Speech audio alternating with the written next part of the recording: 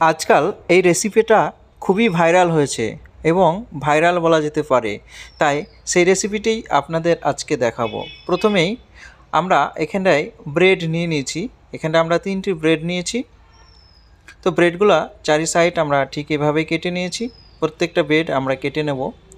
আর এই রেসিপিটা আপনারা একবার দেখলেই খুব সহজেই বাড়িতে তৈরি করে নিতে পারবেন এবং মজাদার রেসিপি, তাই এটা ততটাই ভাইরাল। তো দেখুন আজকের রেসিপি। এখানটা আমরা একটি কড়াই নিয়ে নিয়েছি। তো এর মধ্যে আমরা ঘি দিয়েছি। এখানে বাটার দিলেও হবে এবং ঘি দিলেও হবে। আমরা যেহেতু ঘরোয়া পদ্ধতি করেছি তাই আমরা এখানে ঘি দিয়েছি। তারপরে আমরা এই রুটিগুলো বা ব্রেডগুলো আমরা এভাবে বরাবর দিয়ে নিয়েছি। এটা ভালোভাবে দুই সাইডে আমরা ঠিক এইভাবে একটু কুক করে নেব, ঠিক 1 থেকে 1.5 মিনিট। এবং অল্প অল্প করে এখানটায় আমরা ঘি দিয়ে ভালোভাবে এটাকে ভেজে নেব। তো এটা আমাদের কমপ্লিট হয়ে এসছে। এবার আমরা এটাতে কি করব, আমরা আধ কাপ মতন, মানে 1 কাপের অর্ধেক আমরা এখানটায় লিকুইড আমরা দুধ নিয়ে নিয়েছি। তাই আমরা অল্প অল্প করে এখানটায় আমরা দুধ অ্যাড করব।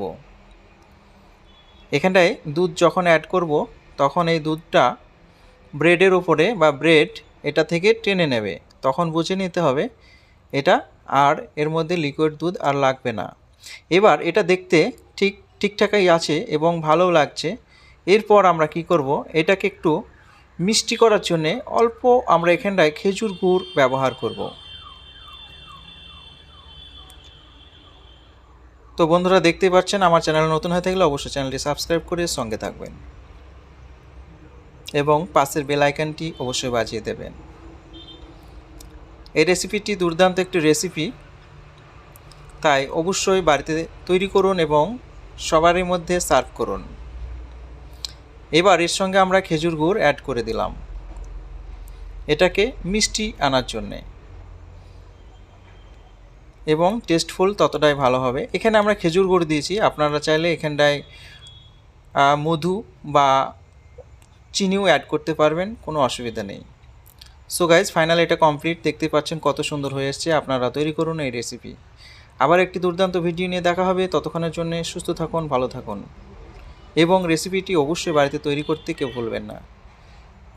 সবাইকে ধন্যবাদ।